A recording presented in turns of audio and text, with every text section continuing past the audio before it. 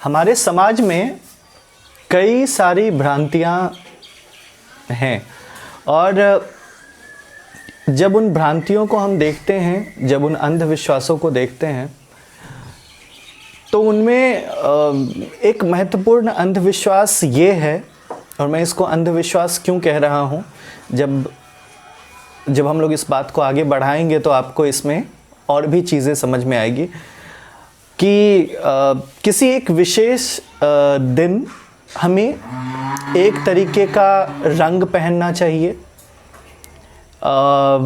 जैसे कई लोग कहते हैं कि सोमवार को फलाने रंग का कपड़ा पहने, मंगलवार को फलाने रंग का कपड़ा पहने, और इससे क्या होता है, इससे आपको सौभाग्य की प्राप्ति होती है। सबसे पहले तो भाग्य और सौभाग्य ऐसी कोई चीज़ नहीं होती है। दूसरी बात कि आखिर क्यों ऐसा है कि किसी भी रंग के कपड़े पहनने से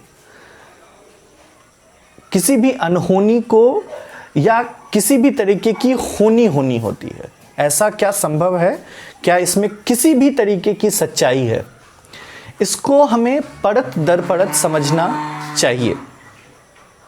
इसमें कई सारी बिंदुएं हैं जिस पे हम बात कर सकते हैं, परंतु इसमें हम मुख्य जितनी बिंदुएं हैं उन मुख्य बिंदुओं को समझने की कोशिश करते हैं। अब सबसे पहले अगर हम रंग को समझें तो रंग हमारी आंखें देखती है। कई ऐसे लोग होते हैं जिनकी आंखें नहीं है, वो कुछ भी नहीं देख सकते, और कई ऐसे लोग होते हैं जो कलर ब्लाइंड होते हैं, उनको कुछ रंग ऐसे हैं जो बिल्कुल नहीं दिखते हैं। तो क्या यह संभव है कि जिनको रंग नहीं दिखते हैं उन पे इसका असर नहीं होगा, या जिनको कम रंग दिखते हैं उन पे इसका कम असर होगा? सबसे पहली बात तो ये है। दूसरी बात समझने की कोशिश करते हैं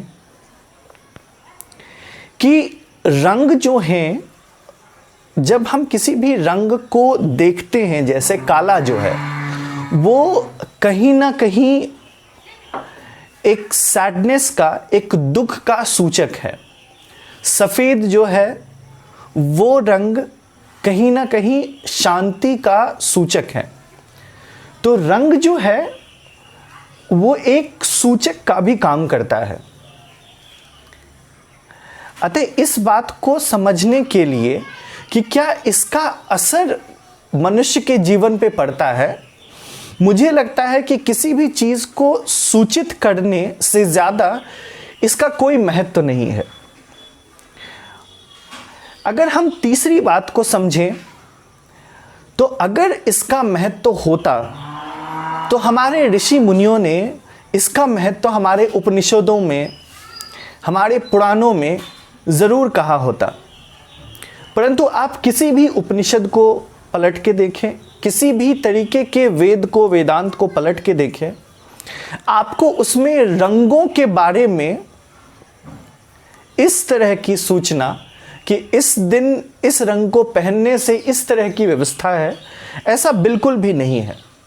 अगर आप इसको किसी भी तरीके से समझने की कोशिश करते हैं तो ये एक अंधविश्वास से ज़्यादा ये किसी भी तरीके से किसी भी चीज़ का सूचक नहीं है। अब समस्या ये है कि हम मानव जिस तरीके से समाज में रहते हैं या जो भी काम हम करते हैं, हम कई ऐसी चीज़ें करते हैं ताकि हम अपनी रिस्पॉन्सिबिलिटी से, अपने दायित्व से बच जाएं। हम कई बहाने ढूंढते हैं और इसमें कोई गुरेज नहीं होनी चाहिए किसी को भी, और ये उन बहानों में से ही एक है। अगर कभी किसी के साथ कोई अनहोनी हो गई तो मानना जाता है कि हाँ, उस दिन उसने ये रंग का कपड़ा पहना था इसलिए उसके साथ हो गया। अब आप जरा समझिए कि एक किसी रंग के कपड़े पहनने से क्या ये कभी भी संभव है? कैसा लगता है कि एक किसी रंग का कपड़ा किसी के भविष्य को, किसी के जीवन को निर्धारित करे? और वो ऐसा रंग जो कि हम मनुष्यों ने बनाया है, जिसको हमने ही नाम दिया है। आखिर काला जो रंग है उसको ब्लैक, काला किसने नाम दिया? हम मनुष्यों ने ही नाम दिया। पहले तो हम मनुष्यों ने रंग को नाम दिया, और उस रंग को नाम देने के बाद हम ये कह रहे हैं कि उस रंग को पहनने के बाद किसी के साथ किसी फलाने दिन पहनने से किसी के साथ कुछ भी अनहोनी हो सकती है। मतलब ये कैसी मूर्खता है। और जितने भी अभी तक के महान लोग बैठ के प्रवचन देते हैं और ये बात कहते हैं कि इस रंग को पहनने से इस दिन ये हो जाएगा, आप जरा सोचिए कि वो किस तरीके से अज्ञानता को, जिसको वेदांत में अविद्या कहा गया है, वेदों में अविद्या कहा गया है, उसको फैला रहे हैं। तो आप भी इस तरह के जो महान ऋषि मुनि अपने आप को कहते हैं उनसे बचने की कोशिश कीजिए। इस अवधारणा में किसी भी तरीके की सच्चाई बिल्कुल नहीं है, किसी भी ओर से, कि किसी एक रंग को पहनने से किसी को सौभाग्य की या किसी को दुर्भाग्य की प्राप्ति होती है।